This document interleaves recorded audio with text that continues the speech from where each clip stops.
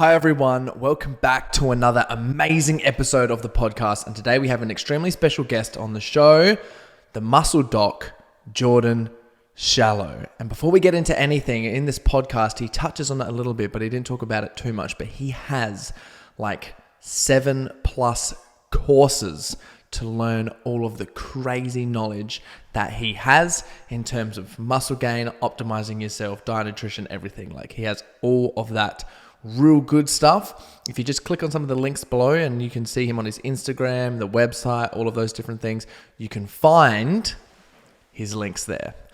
Also, in terms of myself, I have a recipe ebook that I have put together that I have learnt from just like researching like crazy and putting through and trialing and testing all these different recipes. And I still eat these recipes every single day and they help me basically live an optimized life. I put them all together to make them as easy as possible and to make them as simple and as tasty as possible. And you can get that if you click on some of the links below, that is there. And also I'm offering some coaching at the moment. I've had some time free up and I have some coaching available. So if you're interested in getting coached and learning to be like the best version of yourself, spiritually, mentally, physically, you want to optimize yourself, you want to be the most elite specimen motivated human ever, then head to my website, coreyboutwell.com, and just follow the prompts in there. As well, guys, Eternum Labs have an awesome selection of products that you can get. Obviously, this podcast is sponsored by Eternum Labs, and you have Zone, which is a non-stimulant product, which helps you get into the zone. We have Zen, which is a unique sleep blend full of all the nutrients and nootropics that your mind, brain, and body needs to get a really good quality sleep. And then, of course, we have our anti-aging supplements, vitamin B1, resveratrol, and NMN, which are a great stack to have if you care about anti-aging and having ultimate energy and living like your best life. And if you use the code Corey, you can get a discount for 10%. So without any further ado, guys, I hope you enjoy this podcast as much as I did. Me and Jordan got into it big time, and listening to him and being able to spend some time with him was absolutely fantastic. So thanks everyone for listening, and I hope you enjoy the show. G'day, Jordan. Thanks for coming on the show. Yeah, Yeah, all good. So what have you got? We were just talking off camera beforehand about your travels and stuff at the moment and the struggles with COVID and actually getting around. But what's your main focus at the moment? What are you currently working on? Writing, primarily. Writing in the podcast. So just got back into Canada after what was it seems like a crazy 3 years traveling, but this particular trip was the better part of the last 8 to 9 months. So I did a lot of stuff kind of all over. But now that I'm back in kind of like what we'll call home base for now, it's the main shift has been writing 2 textbooks and getting our podcast studio up and cranking. Awesome. I love that. So what is involved with the textbooks? Right. So I own a continuing education company in sort of the fitness and healthcare space called Pre-Script. So we have 7 continuing education courses that vary from barbell specific to functional anatomy, applied biomechanics specific curriculum. And I develop all those and I write the accompanying texts that go with it. So I finished the level 1 manual late last year, and we have an additional course to that, obviously the prerequisite for a level 2, and the level 2 manuals in the hopper at the moment. And then we have a barbell specific course that's in need of a manual. It's actually quite lengthy. So that's basically progressions, regressions, adaptations, optimizations, assessments around the big 3 squat, bench, and deadlift. So that's been that'll be our biggest textbook yet. The word count has already exceeded the level 1 and it's probably halfway done. So just a lot of thinking, sit in this room and that's a whiteboard. I draw on that for a bit. I type some stuff. I think some more. I type some more of that stuff down. Yeah. So mostly that, man. It's quite the process. Yeah. So you just kind of get into that room, get locked in and get cranking. That's it, man. Most mornings, just you catch yourself in that conscious state. You just start letting the fingers do what they want to do. And I look up 4 hours later and the rest of the world wakes up and then I can start my work day. Yeah, it's fun, man. I enjoy it. It helps me collect my thoughts in a way where you think things make sense in your head.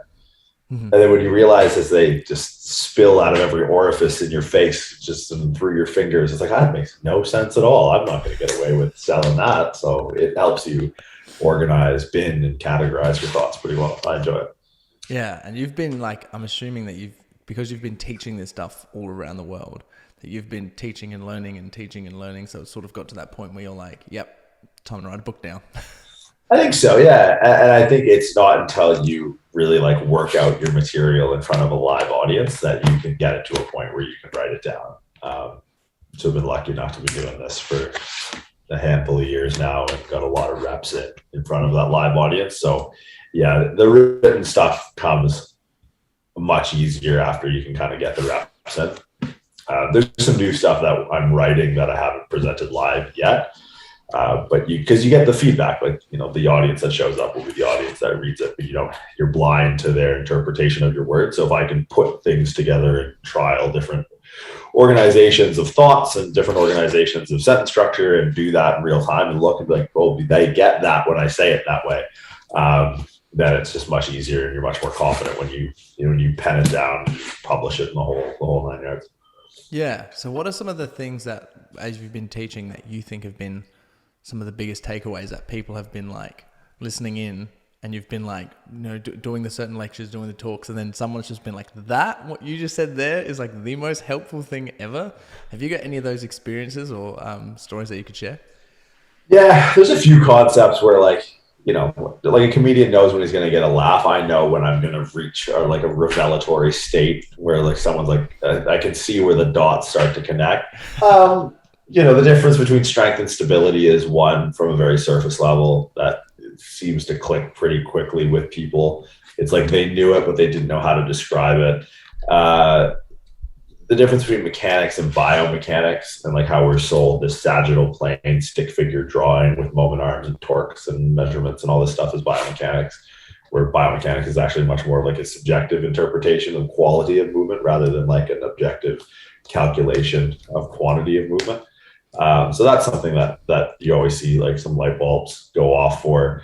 Injuries, like breaking down an injury from like applied force greater than tissue tolerance and understanding that most rehabilitation protocols are based merely on the pursuit of increasing tissue tolerance, where they should actually be based around decreasing the applied force. Use an analogy of like I had a client, I come from like a less than savory part of Canada. I come from the hood, essentially. And I had a client who got stabbed 3 weekends in a row. It is what it is. But my advice to him was never to, put on like strap himself full of phone books and go out to the club. My advice was like, hey, maybe don't go to that club on Polisher Avenue. Because that would, for me, just be like, hey, strap yourself full of phone books would be the same as like, hey, do terminal knee extensions because your patella tendon hurts. Like, that's stupid. You're trying to just build the tissue tolerance rather than asking the smarter question of like, why are you applying so much force to that tissue to begin with? So that's kind of like a few topics off the top of my head where like when I get the analogies right and I can make like a few ghetto references and shit, people are like, oh, okay, like I get it now. So a lot of what I do is like figuring out comparisons, like how is it that I can explain higher level concepts with very surface level analogies and, metaphors and similes and stuff like that, which is like part of the challenge, but most of the fun is being able to like make two comparisons that most people would never think that you could make. So I would enjoy that part almost the most of the whole process. Yeah. Finding the parts where you see people go, oh, and they get the moment and you're like, yes, nailed it. Yeah. Yeah, I love that. So where did you learn all of this stuff? Like where did it come from for you to get like real passionate and start to dive in and learning? Because some of those concepts and like that you talk about like the most advanced, like they're the most advanced that I know. So I'm like, where's his inputs? Where did he get all of this? Yeah, I mean, I was lucky, man. Like I got indoctrinated into training. My first training partner I still look to him for, sound bites and cues and thought processes around training. And he's just, his name's Luke Bernatchez. He's a trainer in my hometown. He was my personal trainer when I first started and like, was just jacked out of his mind and like real smart. So I started training with him. So my base level knowledge of what I thought was like bro science was actually like, very well developed thought process. So I got a head start, I think, in that sense. And from there, like, he indoctrinated this, you know, he was always reading and about everything to do with getting in better shape, cardio protocols, nutrition, fat loss, supplementation, the whole 9 yards. I found I was playing sport at the time. I was a competitive hockey player. So I found more of like my application drawn, or more of my attention drawn to the application around sport and training, which like quickly led me down the route of like Charles Poliquin was probably the first and most influential. So I started reading Charles's stuff when I was 15, 16. So in 2005, and really sort of dove headfirst into that and started putting some of that stuff into practice and started developing my own ideas, and then starting to put those ideas into practice with other people. And then, you know, going through like a kinesiology program, and then that into like chiropractic field, and really getting to know anatomy inside and out, you know, like with cadaver labs, and just being able to be hands-on from a day-to-day was super helpful. So you get to hone that skill, that subjective quality of movement pretty quickly when you get that kind of exposure, that sort of frequency and magnitude of exposure. And that just mixed with my own training. Like, I got into competitive powerlifting in 2017, 2016. And was just, you know, I was surrounded by literally a couple of the strongest guys in the world in my weight class, and was able to excel pretty fast, just having all of those tools at my disposal, and then having this, you know, the access to high level thinkers, and I think more importantly, like high level doers. Like my first patient was a competitive powerlifter in California named Dan Green. The head judge at my second meet was Ed Cohn, who's like the greatest powerlifter of all time. And now he's like a close friend of mine. One of my other closest friends is, I don't want to just be this guy that name drops, but like, you know, Steffi Cohen's a really close friend of mine. She's a physical therapist and a really good powerlifter, really good. Some would say that she's the best. I'm belittling her, which isn't fair. She's okay. She goes all right. So yeah, just like, you know, that just always just staying curious and pushing the envelope and reading and doing and reading more and doing more and being able to travel and honestly, I think it's the access to questions that is super helpful now. Like I seem to be a concentrated funnel for people to send their inquiries. So like I teach 2 of our flagship courses, the level 1 and the level 2. And so I get to funnel. I'm the tip of the spear for like the questions that come through, you know, a couple hundred students a semester. And I think they're all pretty high level to start, and they're hopefully in the 4 months of these courses run that they're even higher level to leave. So I think I get a curiosity concentrate that is super valuable, that each one has their own curiosity that they bring to the table. So I get like I get to keep my finger on like a meta pulse of like what the industry's like really like what the inquiries are. And then I guess I go just sit on my computer and hunt down answers, or get on my phone and start calling people and start piecing some stuff together. So it's a unique position to be in for sure. That's a good position to be in. I guess you're getting first access to everything that everyone sort of really needs, and you can provide the best quality stuff. Yeah. It's nice. The community we've cultivated is very inquisitive, and people just want to know, like, they almost want to know the first thing that comes to mind. And then we all sort of collectively go to, it's like, you know, it's a knee-jerk reaction. And then we all kind of dig deeper on it. And we're all hopefully at a point where we can just go, I was way off. It's actually this, or we were kind of close and it was that. But yeah, it's fun, man. Like, it keeps you on your toes for sure. Oh, for sure. How important do you think it is for people to be like strength and resistance training in general, from what you've seen? It depends, man. Like I definitely have to be wary of my biases and the fact that I attract people who are more prone to it, understanding that that's like not a large part of the cross section of the population. I think it fulfills a need. I don't necessarily know if everyone needs to do it. I think people need to fulfill whatever that need is. Like, to me, psychology trumps physiology all day, and I'm a physiology guy. But even I'm not, you know, full of enough hubris to be like, no, like everyone needs to squat, bench, and deadlift. Like, I think that's just silly. I think there's a need that that resistance training it's almost like, maybe here's a comparison. Again, this is like kind of what I do. I would say it's the same relationship between like a vegetarian or vegan maybe, and like getting all of their amino acids. Like it's probably harder to go in and find all the essential and non-essential from fucking lentils or chickpeas or whatever the fuck people eat that don't eat meat. It's just way easier to just grab a fucking porterhouse and just dome the ass of a fucking cow. So it's probably similar. Like, you know, can you get the health benefits of what you need? To a certain degree, I think so. Like, you know, can you get the bone density qualities of resistance training by other means? Probably. Is it going to be as efficient as just putting a fucking bar on your back every now and then? Probably not. So I would say that's probably like an adequate. I know plenty of very athletic, very capable vegan. I work with a handful of guys in the National Football League here in America or North America that are vegan, and they're monsters. Because all it is it's, you know, your isoleucine, leucine, valine, methionine, phenylalanine, all the other fucking amino acids, and you just get them by alternate. It's annoying, and I'm just gonna like, I'm gonna eat this dead thing. But they don't jive that way, and that's cool. And I know people who are healthy that don't lift weights, and that's cool too. So like, I'm not like super dogmatic. It's just like, you need the end result. You need to scratch that itch. Physiologically and psychologically, resistance training doesn't have to be the method in which you do that or the vehicle in which that gets done. But it's still a good vehicle. It's a very efficient vehicle. Yeah, absolutely. Yeah, no, I really like that.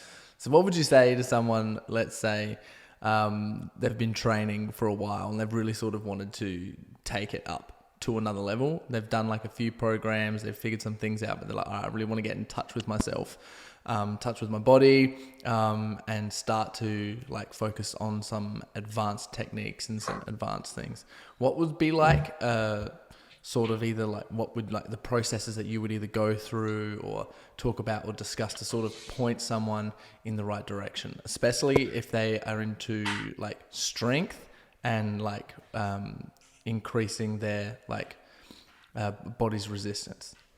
Yeah, I think understanding like anatomy and to a certain degree biomechanics is like, it's your ones and zeros, like it's your source code. So like, I don't know how familiar your audience would be with like coding, but essentially like your computer is just a bunch of ones and zeros. So you have like these things called bits, and the number of bits in your operating system basically indicate your computing power, right? So there's like, well, there's 1-bit, 2-bit, 4-bit, 8-bit, 16, 32, 64, 130 something, 132, something like that. Mm-hmm. And so 256, I think, is the next one. So the computing power is based off of the number of ones and zeros, and those designations indicate how many ones and zeros this computer has. So, you know, to take it to the next level, I'll make the comparison. Yeah, this is like, my first computer, I think, ran Windows 95. Dating myself now. Yeah, Windows 95. And that computer had some Intel -5 processor or something like that. It's ridiculous. Some stupid, inefficient, but like I could basically play solitaire and maybe be on MSN Messenger, which was like the Facebook, Instagram, everything all at once. Yeah, messaging application. And like, just that was the amount of computing power I had. Like, I don't even think I could play music at that time. Maybe I could play like a Blink-182 song or something. But if I tried to go on Kazaa or LimeWire or Napster and download like a Metallica album, my computer was like, fuck you. Like, there's no way this is shut down so fast. It just didn't have the ones and zeros, right? So it's the same thing with the body, and like understanding the body, like understanding your ones and zeros, like understanding and building like a repertoire, building a reservoir of your, bits in your operating system, ultimately allow you to just execute more complex programs. It's no different than this. Like me and you, we're on the other side of the fucking world. I'm on a thing no bigger than, a stack of papers with these headphones and all of this stuff. And I got 10,000 tabs open in the background, like literally 10,000. I'm counting them. There's 10,000. And there's like Kajabi's up on one. I got a few Shopify tabs. I don't know, Spotify's open. I got like this password authenticator software running. I got a bunch of, it's like the only way this is possible is because this has more ones and zeros. The only way I'm able to run these complex programs is because of the ones and zeros. And it's the same thing with like human movement. It's like you need to be able to, a lot of people are trying to run complex programs, literally like exercise programs without the ones and zeros.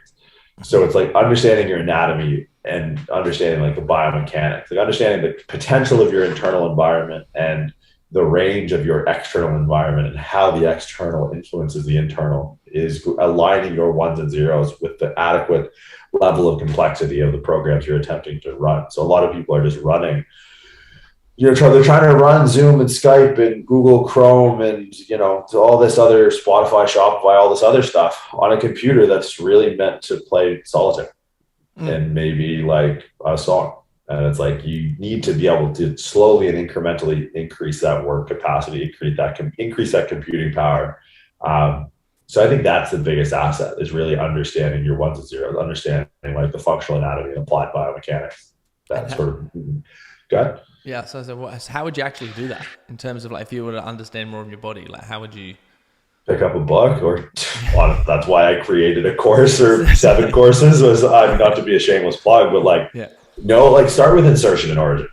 Most people have no idea. Like start with like, what is your, and you don't have to be like super Rain Man with it. Like you don't need to be like, your pec inserts at the lateral lip of your bicipital groove and the lat inserts at the floor of the intertubercular groove and spans from T6 to T12 down L1 to L5, ilium, sacrum, lower ribs onto the inferior angle of the scap. It's cool if you can do that. But at the same time, it's like, it can literally be as simple as that. Just like poke, like, what's this? Well, this is the clavicular portion of your pec major.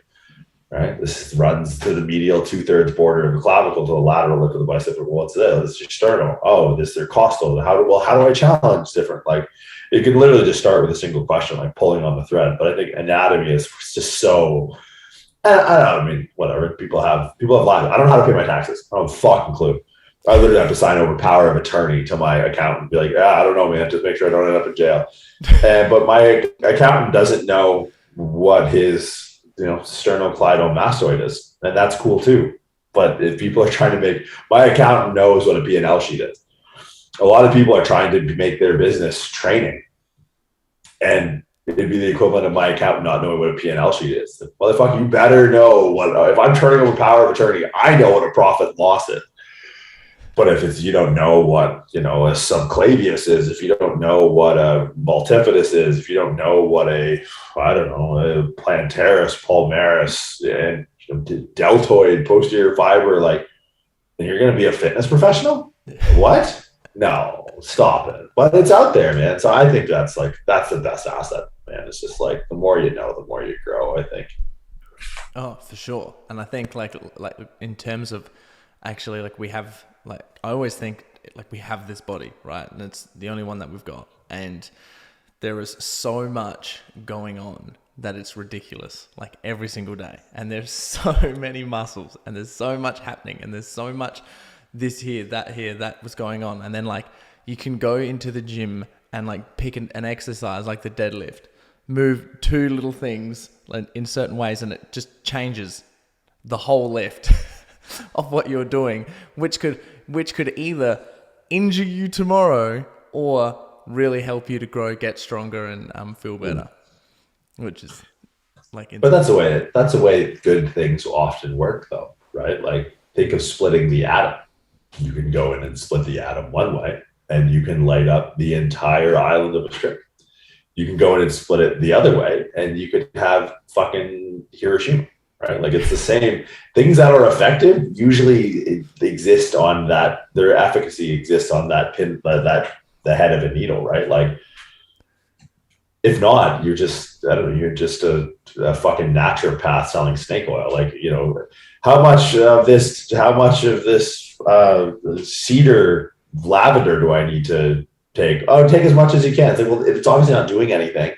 If I take so much of it, I could just take infinity amount of it. That's so dumb. Like, I should be able to overdose on this if it's good. Yeah. I don't know. Yeah, I like that. That's really good in terms of like naturopath recommendations too. So I love a lot of the naturopath stuff. But yeah, I should be able to overdose on lavender oil. They got me. Fucking hate it. I fucking hate it. Yeah, I don't use too much lavender oil, but still, that's my girlfriend, dude. I had to go. My girlfriend came the first night she stayed over. She like sprayed my pillow, her pillow. I'll have to fact check this. I definitely don't. But she sprayed, I think, her pillow with lavender. I was like, this could very well be the last night that you ever. If that, like, dead. I just can't do, because it's like if things are effective, like. It's funny. I talk a lot about relationships, human and otherwise, statistical, mathematical relationships. Like having an understanding about of relationships and how things relate to one another is how I'm able to bring things that are complex and find their layman's terms parallel. Is understanding how two things relate to one another. A normal distribution in statistics is a bell curve. That's normal. So if you went up to a statistician, it's like, yeah, it presents through a normal distribution. And we know what normal means. Normal is the baseline. Normal is how most things are assumed to work. The normal distribution is something that goes like this, comes up, and then comes down. So you're going to tell me that the fucking lavender oil just skyrockets to infinity with dose-dependent relation? Like, get the fuck out of here. It's nonsense. I said, just like, my aunt is a homeopathic doctor, which is like an extra type of criminal. It just sells you nonsense. So anyway, that's my little rant on that for the day. I like that. Like you can apply some like advanced stuff to something so simple. That's the key. That's what he's always doing. No, I like that. What do you think would be like in terms of like people who are listening to this podcast, and if someone really wanted to get like a tool that they can use and go away like, oh, I listened to Corey and Jordan talking about some stuff. I want to go try this week in terms of something like tangible to actually do. What would you think that something that you've been working on recently that you sort of figured out or understood that you think would be like a really good recommendation? That's hard because those two, a lot of what I work on now is like much more advanced, and more advanced in principle. And the thing is, like, teaching exercise in theory based is almost useless because it only exists in application. So I would challenge someone. Okay, here might be something that, and I'm not going to give the deeper, more neurologically derived adaptation or pathway, brain mapping or anything like that, unless you want to, because I think it's really fucking cool. Yeah. If you want to. So if you, okay. So I would argue that the majority of people who listen to podcasts in general probably squat in front of a mirror. And I was the same. I learned how to squat in a commercial gym, but I realized it wasn't until I started training for powerlifting and I was in these like kind of dodgy, dusty powerlifting gyms that when there was no mirrors, that I didn't actually know how to squat. Now, mind you, like before I walked into a powerlifting gym, I could squat, I don't know, like over 250 kilos, no problem. And I got into a powerlifting gym, and even with a 250 kilo plus squat at a commercial gym in front of a mirror, I realized I actually didn't know how to squat. I knew how to fix my squat. Right. So that's something that if you listen to this, like and it's always the annoying fat powerlifter in the commercial gym who squats the other way, who like has a suitcase full of chalk and he's going to be in the rack for 4 hours. But it's like, I would argue like most people would benefit from like a mobility standpoint if they actually squatted, not facing the mirror. So you can improve your range of motion in your squat by not watching yourself squat. Now, there's like a really deep neurological reason as to why that is. Yes, please. Go deep. Okay, it's literally going to be the rest of the podcast. Are we going to seatbelt?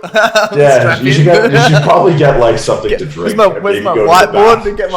Bring my whiteboard down from stairs or start writing. Go to the bathroom. Just go to the bathroom now. You can go during this. No, so like your brain has a bunch of different, there's a lot of different ways to categorize your brain, right? Like you can map it based off of function. You can map it based off of location. If you map your brain off of like location, you have like your frontal lobe, which is more important for like cognition, right? When people, they used to think people were crazy, they used to get frontal lobotomies, right? Like one flew over the cuckoo's nest shit. You have your parietal lobe, which is behind that. Then you have like your occipital lobe, and you have your temporal lobe, and you have this thing in your brainstem, which is 3 parts, and you have this thing behind your brainstem called your cerebellum.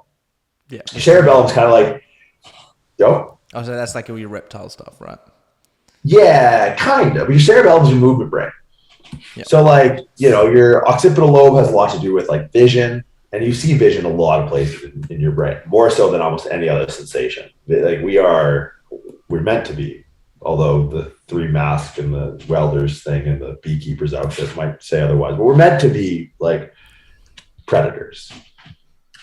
We have very acute vision for, mammals our size.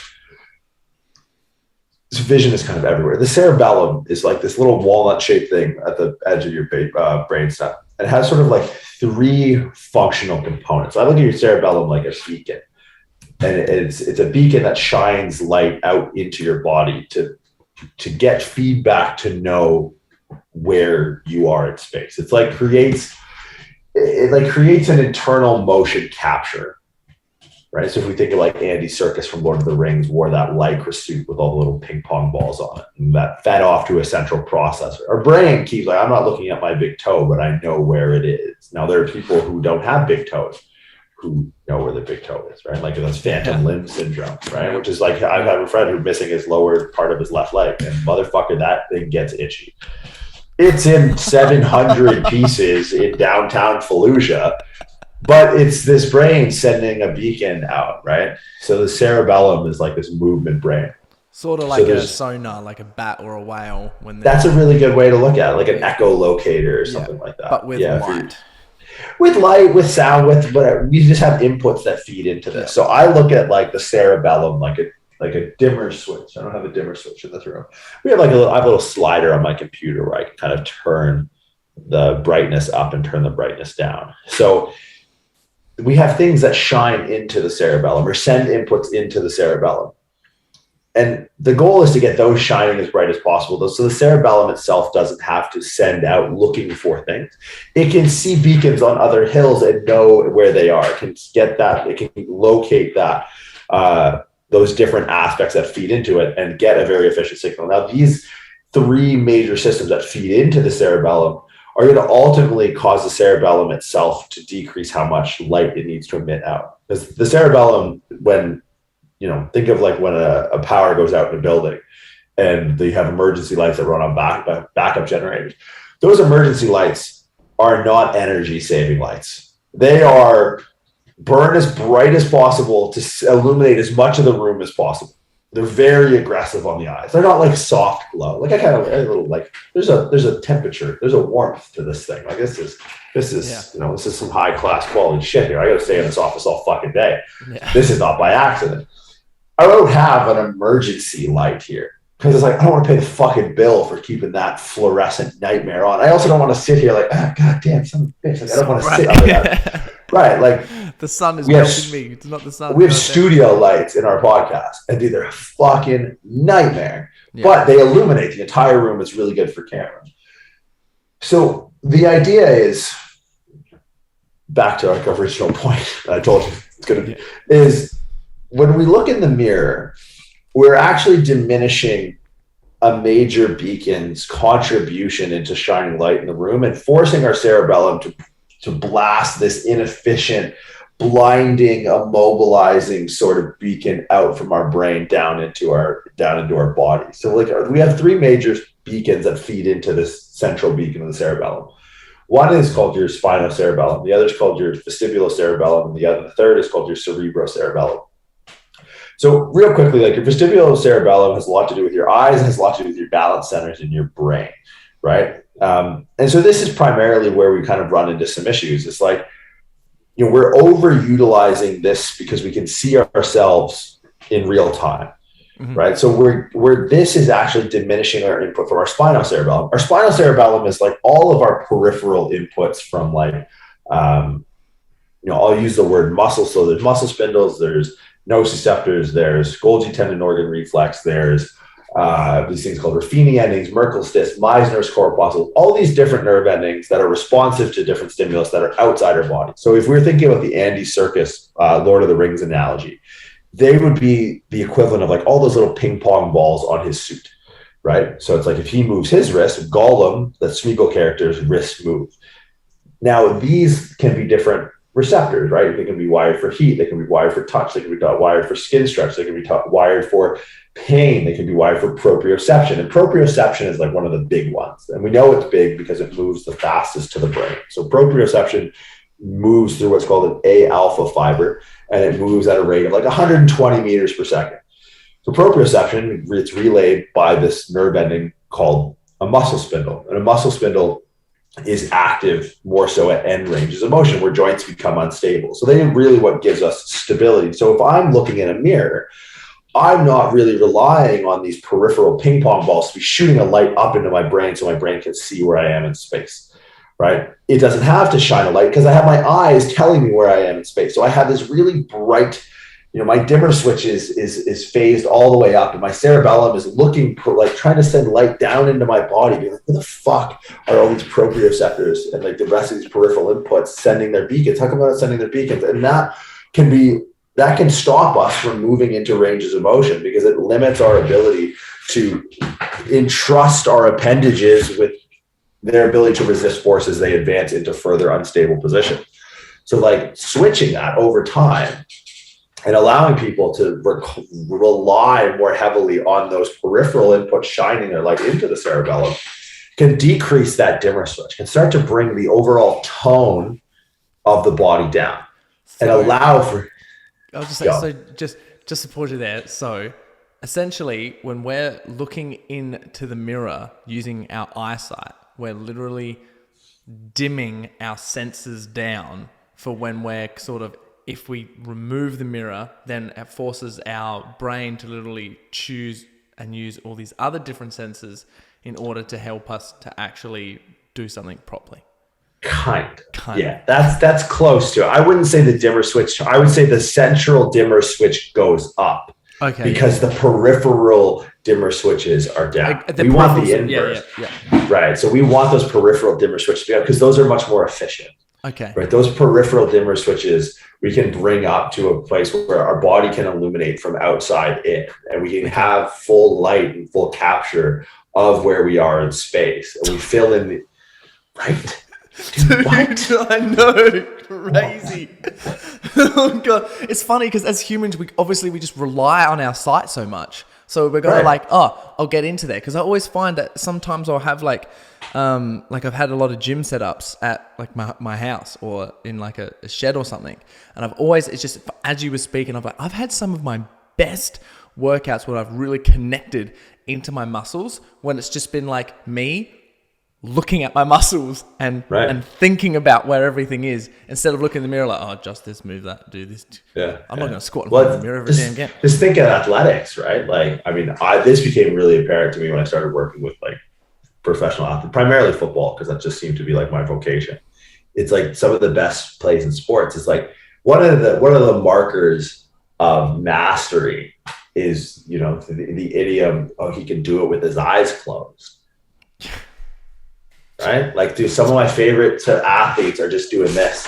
They're here, like looking in the camera, and they just they bring it right in from like the third row, or like the no look shot, the no look pass. It's like, how do they do that? It's like, dude, that makes so much sense, especially like in terms of fitness competitions, because like when you're doing your posing or showing your body off, you're doing it on a stage with no one in the mirror, man. It's like no one's there. You're not doing anything. You can look.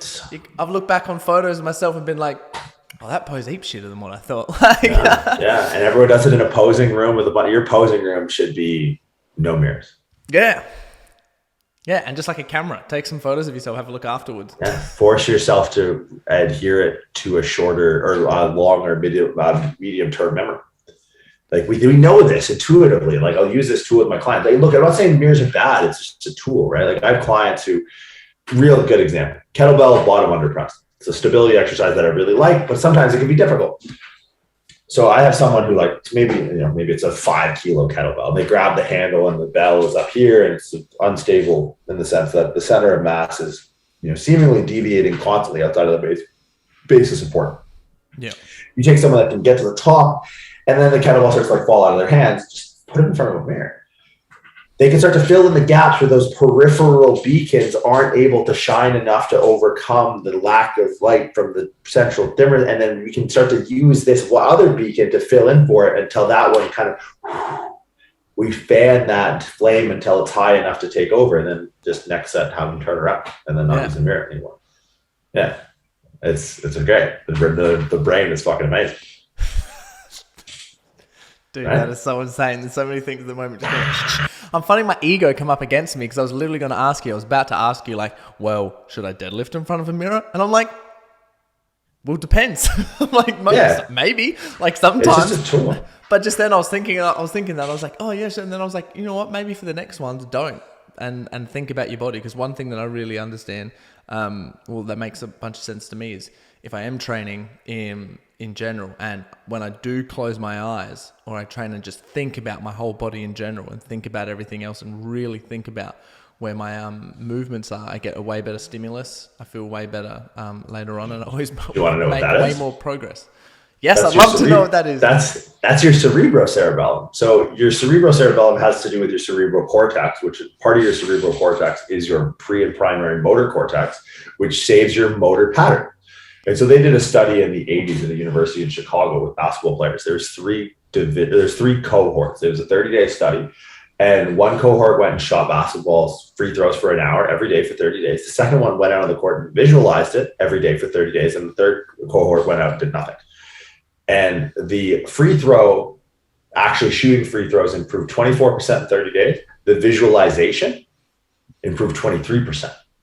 And then what we thought would happen in the last group happened, and nothing. There was no improvement.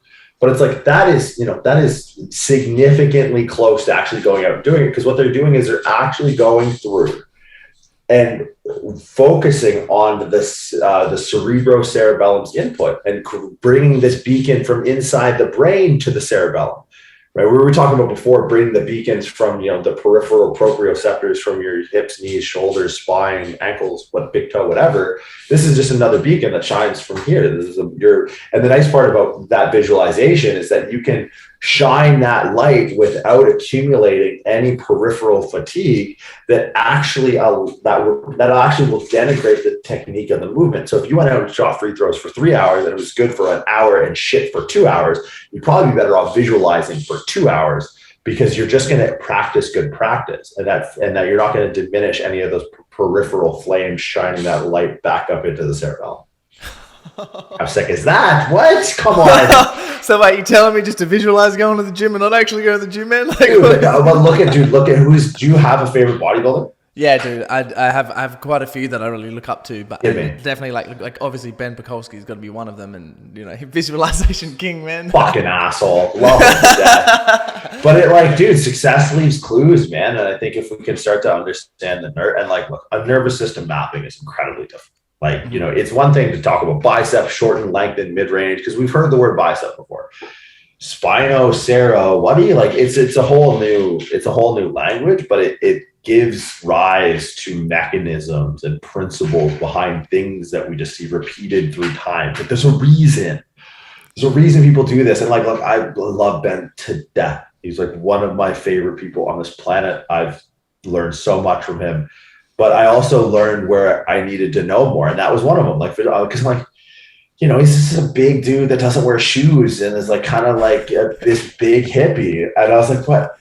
And I know it works. I've seen this guy not train for months. And we were in Perth training at 4 a.m. And, he'd throw 9-10 plates up on a hack squat at 5 a.m. in the morning in Doherty's in Perth. And he would just take a minute. And, he would take a few seconds before the set. And I'm like, God, and I was like, God, just fucking lift already. God, enough with this stuff. And then I was like, and I started noticing, I'm a big Jordan Peters fan. Jordan Peters takes them. And a lot of times they don't know why they do it, other than that it fucking works, which is the hard thing with bodybuilders. Bodybuilders are always on this frontier of just pushing the boundaries, but they don't know why. And that bothers me.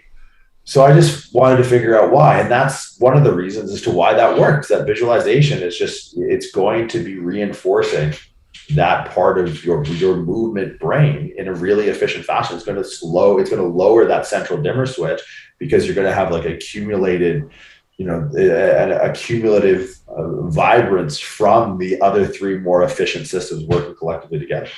Dude, that just applies to so much other stuff. I'm reading like a Brian Tracy book at the moment, and it's just like I've finally started to like look into the like learning how to sell and like sales, because I'm like, yeah, I should probably do that because it's like part of my business. I should probably learn like a little bit, like at least the basics and the foundations.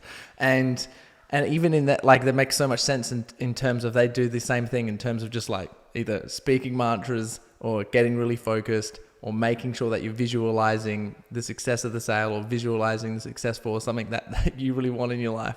And then after a certain period of time, they're like, it works. And like, they can't really explain it, but like that does.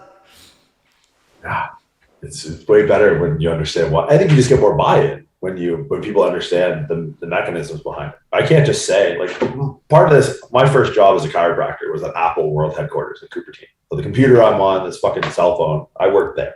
Whenever you open something that was like clearly made in China, but they say designed in California, I work with those cats. They're really, really smart, like really, really fucking smart. So like, I came out of chiropractic college. I've been in school for, I don't know, 9 years. And I had all of these, like, you're Australian, I can say this. Like, do you know any people that are religious? Yes. Right. So have you heard of the God of the Gaps theory? Nope, haven't heard of that. So like God of the Gaps theory is like this, it's kind of like a Charles Dawkins-ism to kind of be like, well, when you back someone into a corner about religious reasoning, they go, well, God works in mysterious ways. Yeah. So it's like, like when they can't necessarily describe something, they sort of use that smoke bomb, right? So like the God of the Gaps theory, which is like, that doesn't really hold up. So with the people that I was working with, like, I literally remember this one dude, I can't say his name, but he had 2 PhDs from the Massachusetts Institute of Technology, MIT. Incalculably smart.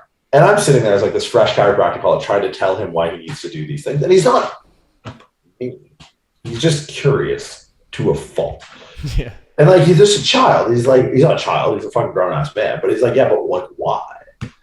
And like, I kind of ended up with like this weird chiropractic personal trainer, God of the Gaps theory going on. I'm like, I've reached the end of my understanding because I fucking told you so. And so that forced me to kind of dig a little bit deeper. And now when I sit with like, the same dude, like I still keep in touch with him, and I can explain to a level that he's expected to explain the things he does to him. He goes, oh, okay. And he goes and does it. And he gets great results. I love that. Man, I would just be so interested in like, what do you actually think about while you're training, bro? Like when you're training and you're like, all right, I'm doing this exercise, I'm doing this for this reason, for that thing. Like, you must be like, I'd love to know what the inside of your mind looks like. What are you actually thinking about when it's? It's complete opposite. It's nothing. I've done all the thinking. Yeah. I can actually, it's cathartic. I just get to lift. Because I think that's, for me, it's like, that's the promised land. Like, to me, I'm thinking sometimes it's like this, like, it helps me drive further into sense, because it's like, it's not enough to know it. I don't think. Like, that's why I lift the way I lift and I eat the way I eat, and I hopefully, look more like I want to look, because it's like, it's not enough to know it. Like, I'm sure that like there's other people who know neuro mapping. They're just not 123 kilos.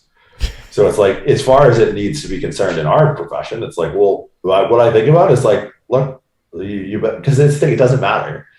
None of it matters. None of the thinking I do matters if I'm 70 kilos. That's great. That's neat. Right? It's like reading a map in a country I've never been to. It's like, I don't need to know what the streets are in Marrakesh, if there are streets. Never been there, might not ever go, doesn't really matter. So why do I care if the Spino, whatever connects to the whatever, if I'm not going to reside there? So it's like, so for me, it's actually, training is very, like, I think I'm in like a metacognitive state a lot. Mm-hmm. I think about thinking itself, which is like a really weird awareness to have. So sort of like you're meditating while you're lifting. I guess it's the absence. It's the space between the waves, right? It gives me things to think about after, but in the time, I'm not thinking about anything, which is like a very nice. It's very. I like that. I enjoy that. What other reasons? Like why else do you lift? Oh, just get fucking huge. just to be a sick cunt, right? Like, just to be a beast. Yeah, I don't know, because I felt like I liked lifting. I fell in love with lifting before I knew any of this stuff. Mm-hmm.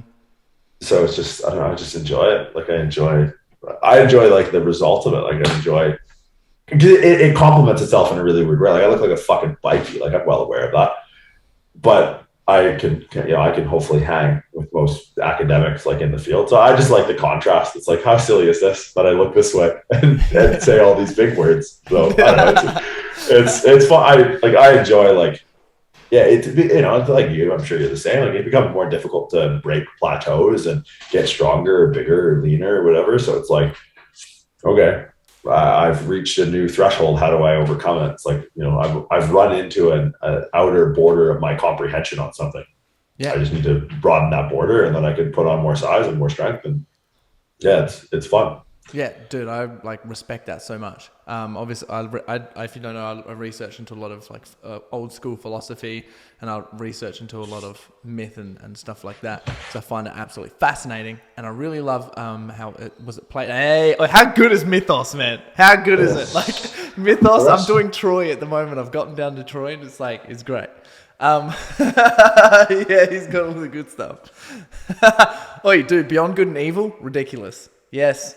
I haven't done Power verse 4. This is actually a really good one if you're into it. What's that one? Lift that up a little bit higher? Lift that one up a little bit. It's called Zen and the Art of Motorcycle Maintenance. Ooh, it's Zen and the Art of Motorcycle Maintenance. I like it. Yeah, I really, I dig on that stuff.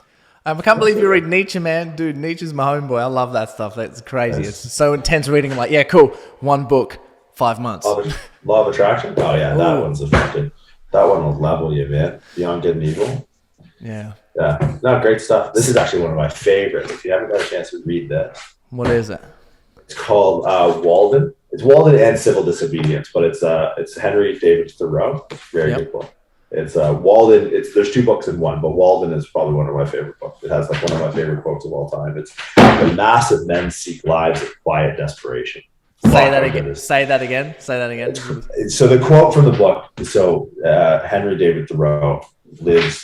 Walden is a lake, and he goes and lives. He documents in a single calendar year his 2-year experience of living by this Walden lake, completely shut off from society.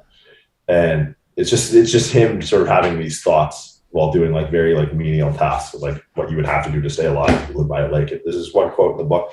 It says, "The mass of men lead lives of quiet desperation." I was like, oh, that book will fucking do Get you right in the goods. Oh, dude, I love that. I'll have to upgrade my list now. God damn it. You keep going more books. You're like, oh, shit. One of the things I was going to say, I'm pretty sure it was either a Plato or a Socrates quote, was that too much of an athlete, you become too much of a savage, and too much of a scholar, basically, you become too much of a nerd. And I love, and I really respect that about you, is obviously you got the contrast for both, because I love that. I love kind of splitting things off into like body, mind, and business. And it's like, if you can do that, in terms of like me growing up through my childhood and stuff, and I'm sure a lot of other people can relate, you just look at heroes and you're like, oh, God damn, I want to be like a hero. I want to be like that guy. I want to be like that person on this story that I've heard, or this TV thing that I saw, and blah, blah, blah. And if I look at all the different heroes through like all different genres, all different stories, a lot of them, especially the masculine ones, always are like they're either super smart, they're really strong, and like they're extremely caring and like empathetic as well. And if you can like bring that, or have like a mission that they serve that's beyond themselves, right? A bit of Friedrich Nietzsche spice in there. So it's like, and when I see that in someone, and I just get like super motivated myself to go out there and crush stuff. And like, because you're doing that, man, I was just like thank you for that, and like massive respect, because I love that so much.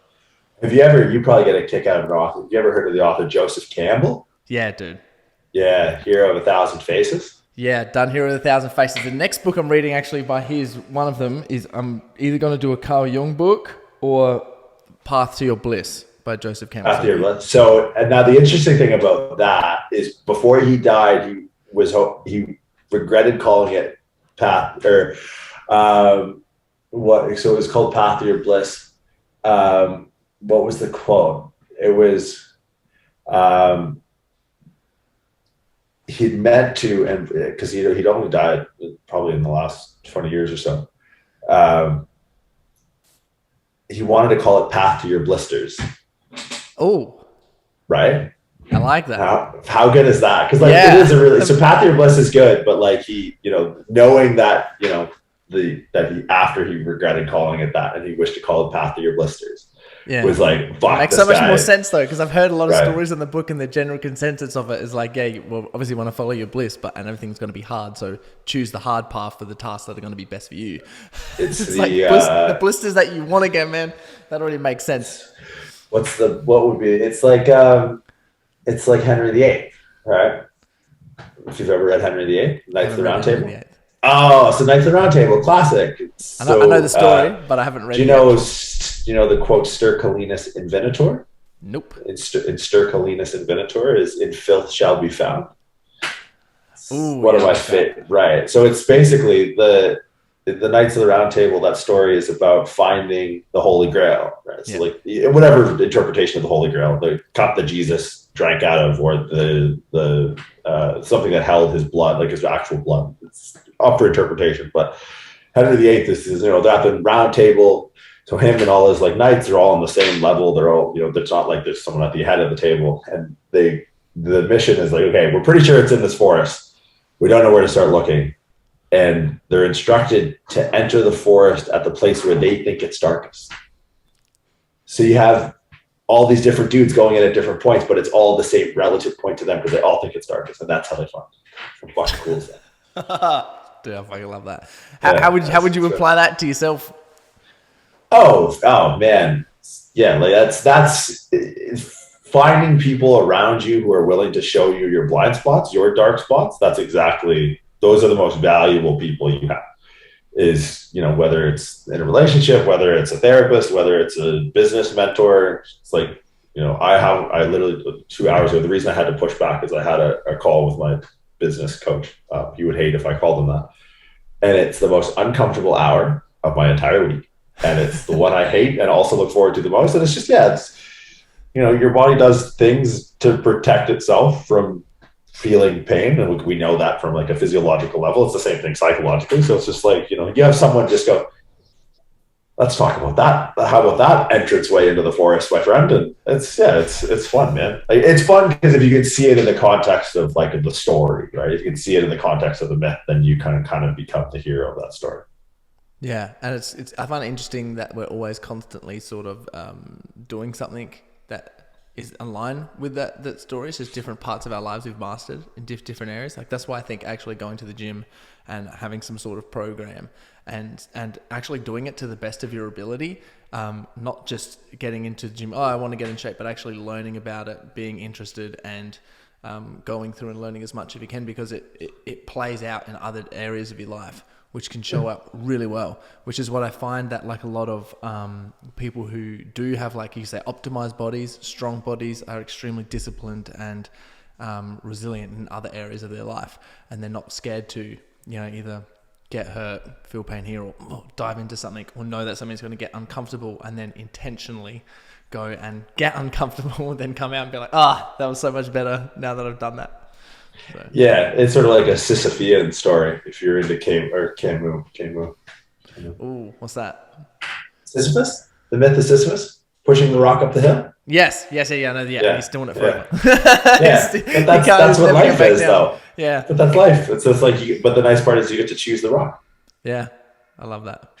Yeah. So good. Do you, just as well, before we like wrap it up, and I just wanted to get back onto the training stuff. Oh, sure. Yeah, I could probably do more on the psych stuff, honestly. Yeah, because there was just a question that I had that I really wanted to like ask you, and that was like, do you always follow a specific program whilst you're training, or do you sort of just go in there and like you have like either time off, follow a program, or do you just sort of, because like vast amounts, you just get in there and be like, you know what, this today? No, the program is always written from an intent base, not an exercise base. I think that's always something that people lack, and they can't parse out the difference between the two. So like I write my programs based off of intent. Yeah. So each movement has a specific intent, because it's hard. Like I travel a lot, so I don't have access to the same kit all the time. So I need to know how to replicate that intent, so the stimulus stays relatively consistent to the muscle groups that I'm attempting to train in a particular block. So I write intent-based program, and it's really easy. When you do it a lot, you can start to be like, oh, okay, like this. The gym I'm in now is like, I would say the best kitted out gym in the entire world. So Pure Muscle and Fitness in Burlington. So I have access to, every type of resistance profile, for better or for worse, because there's some machines that are complete rubbish. But, I can sit there and go like, oh, okay, like this machine is probably better arm path for my rhomboids, and it has like a decent resistance profile that matches kind of my strength curve.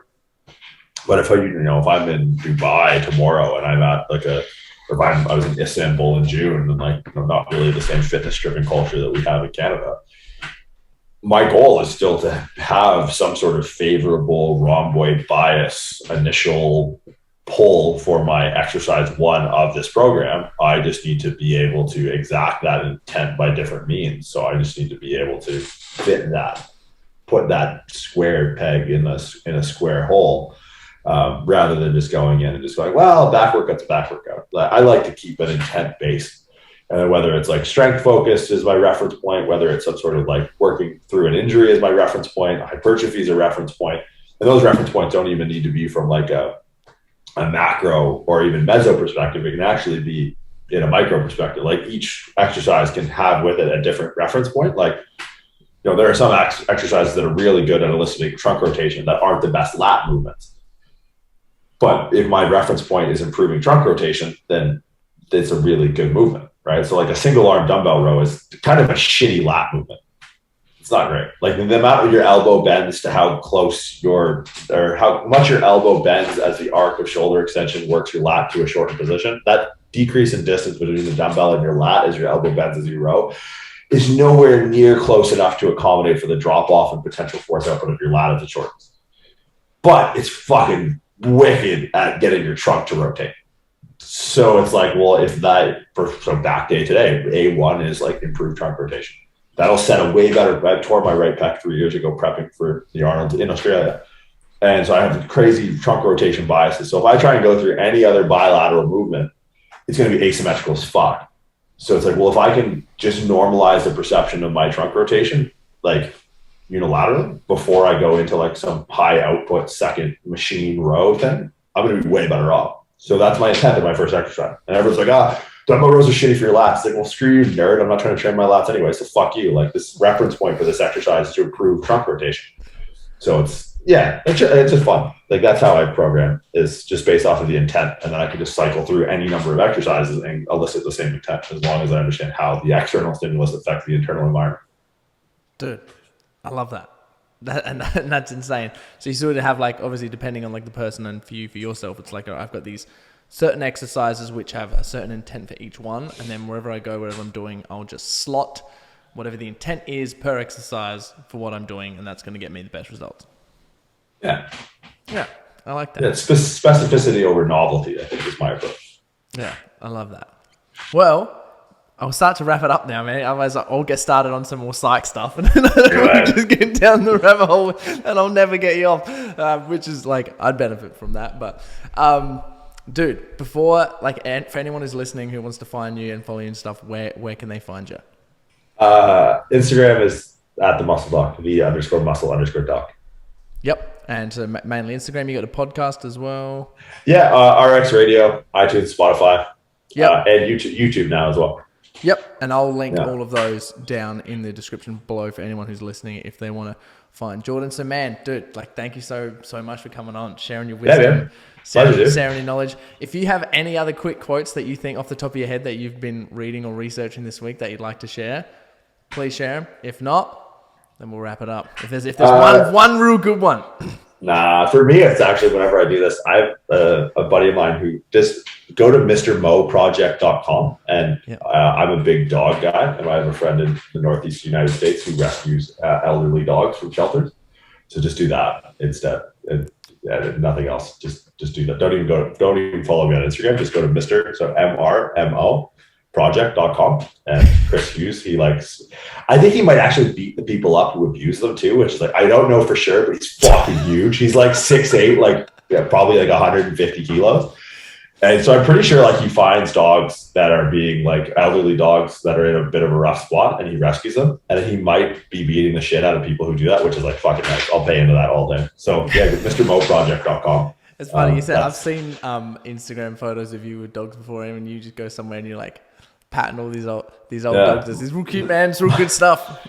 My girlfriend started the_muscle_muscle_dog Instagram page. It's literally me petting dogs. And it's you, this massive guy, just like patting all kinds of dogs around the world. I love that. I was like, this is great. I actually went and had a scroll. I was like, look at how many dogs are on here.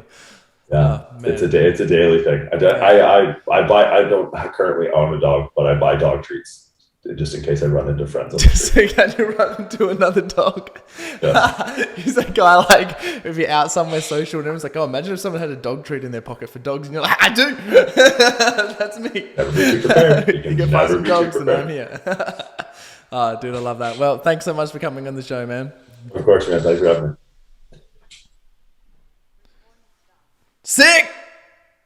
Dude, that was dope. Thanks so much. Dude, I love how you subtly just put in all of these like Australian references in there. Like you use kilos, you drop sick, cunt, you drop all these other things. I was like, he's a pro. He knows Australians way too well. Oh, really? Oh, okay. Yep. Oh, did you? Oh, nice. Yeah, I knew you'd been here quite a few times because I seen like ages ago, like a bunch of seminars and stuff come up.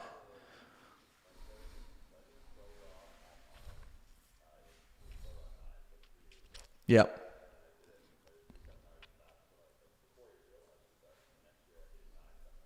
Holy.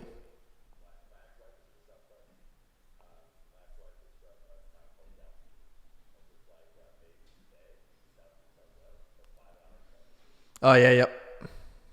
Oh, Jesus.